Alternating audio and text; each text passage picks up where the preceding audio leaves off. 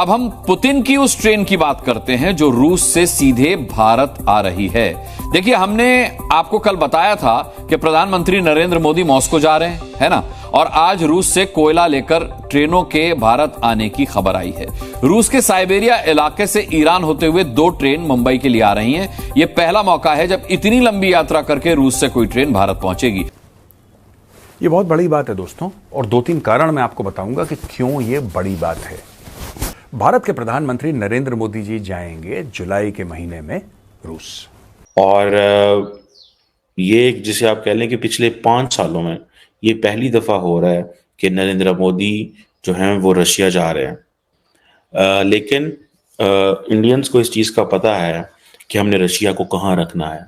अब इंडिया जो है, इंडिया को ये एडवांटेज है कि इंडिया के बहुत ज्यादा एक पॉलिटिकल डिप्लोमेटिक कैपिटल है रशिया के अंदर। और अभी हम ये देख रहे हैं कि इंडिया का रशिया के साथ एक सिक्योरिटी पैक्ट हुआ है। मोदी साहब रशिया जा रहे हैं शायद नेक्स्ट मंथ। इस सारी जियोपॉलिटिकल सिचुएशन में इंडिया एक फातेह के तौर पर, एक बहुत बड़ी ताकत के तौर पर जो है ये नजर आ रहा है। ये कहा जाता है कि जैसे पाकिस्तान और चाइना का रिलेशनशिप है ना, वो कहा जाता है कि higher than Himalayas और sweeter than honey and deeper than ocean। India Russia के बारे में कहा जाता है कि this is a special and privileged strategic partnership, जिसका ताल्लुक डिफेंस, एनर्जी, कनेक्टिविटी से है। Defence, energy and connectivity. Defence, अगर रशिया इंडिया को मिलिट्री हार्डवेयर नहीं देता तो इमेजिन करें कि India can not make it's military hardware, तो इंडिया की क्या पोजीशन हो। ये पहला विजिट होगा जब वो तीसरी बार प्रधानमंत्री बने हैं किसी भी देश को। अब आप बोलेंगे साहब अभी इटली तो गए थे, आप ऐसा क्यों बोल रहे हैं कि पहला विजिट है? इटली गए थे G7 के लिए, वो इटली का विजिट नहीं था दोस्तों। जय हिंद दोस्तों, आपने ये खबर तो कल सुनी ली होगी कि प्रधानमंत्री नरेंद्र मोदी जी जुलाई में रूस का दौरा करेंगे, क्योंकि आज से लगभग 6-7 महीने पहले ही प्रधानमंत्री नरेंद्र मोदी जी को इन्विटेशन आया था रूस से, पुतिन ने बुलाया था। लेकिन दोस्तों इसी बीच एक और बहुत बड़ा तोहफा रूस की तरफ से दिया गया। भारत को 35% डिस्काउंटेड प्राइस पे रेल के थ्रू रूस ने भेज भी दिया है कोयला।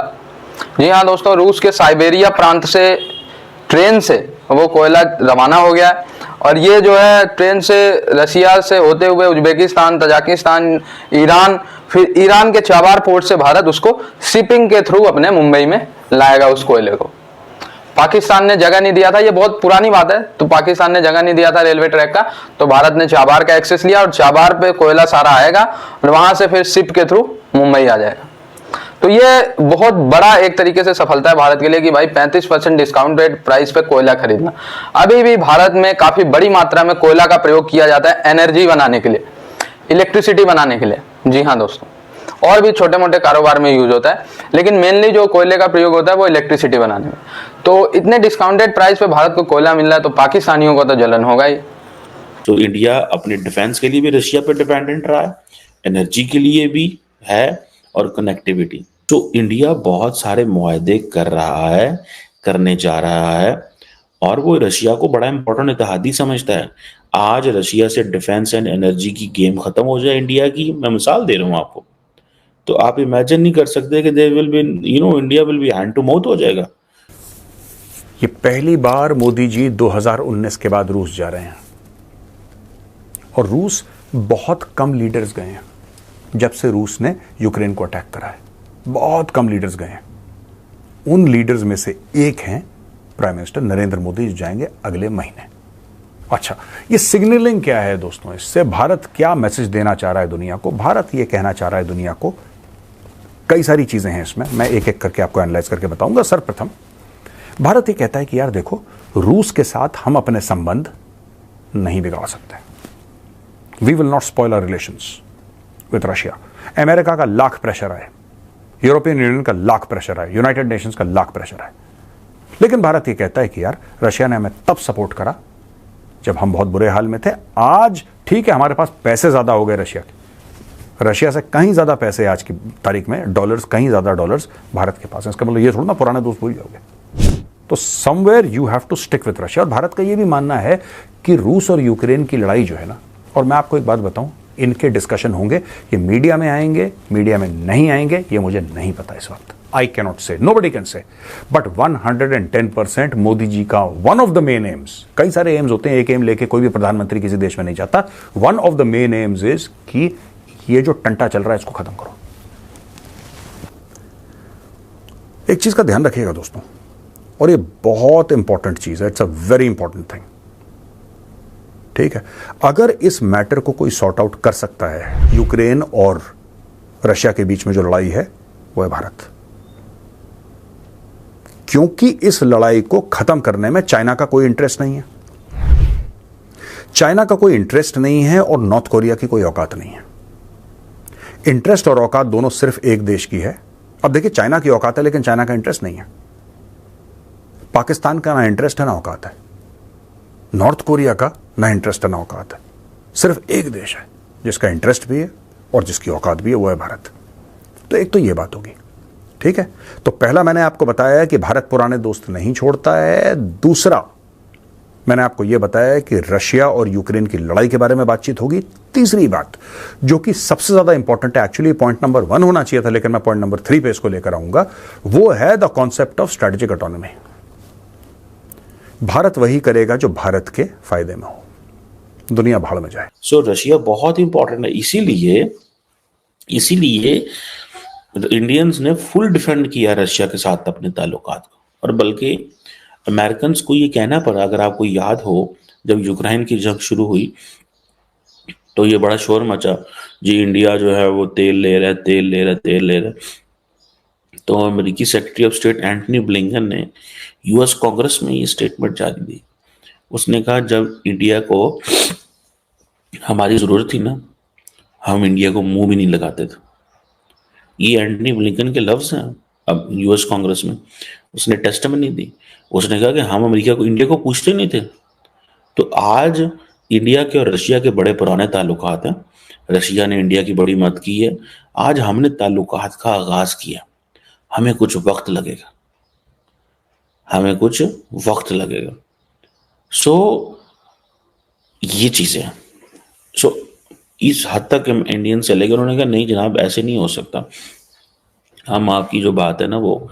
सो ये जो बार बार चीज आ रही है कि इंडिया और जो रशिया हैं ये इंटरऑपरेबिलिटी पे फोकस कर रहे हैं, और वो इंटरऑपरेबिलिटी भी इसीलिए फोकस कर रहे हैं बिकॉज दे नो दिस कि आगे रशियंस को तो बहुत एडवांटेज होगा, इंडिया को भी डेफिनेटली इसका एडवांटेज होगा। रशियंस को इसलिए एडवांटेज होगा कि असल में तो वो कहते हैं ना जी हमारा कॉमन एनिमी टेररिज्म है। बेसिकली तो कोई भी ना तो कोई स्टेट किसी से लड़ना है इन्होंने, ठीक है, ना रशिया ने लड़ना, इंडिया ने अपनी लड़ाइयाँ लड़नी है, रशिया ने अपनी लड़ाइयाँ लड़नी है, ठीक है।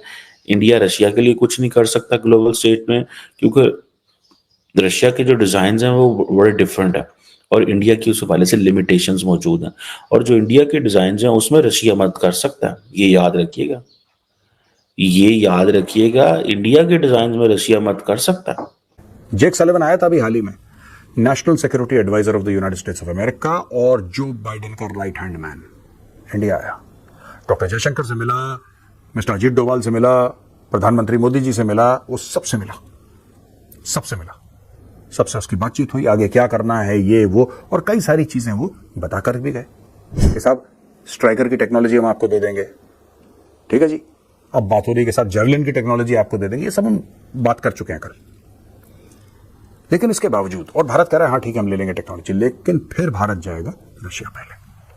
तो हमने बात कर ली स्ट्रेटेजिक ऑटोनॉमी की, और एक और बात है, आपको पता है नैन्सी पेलोसी आई है,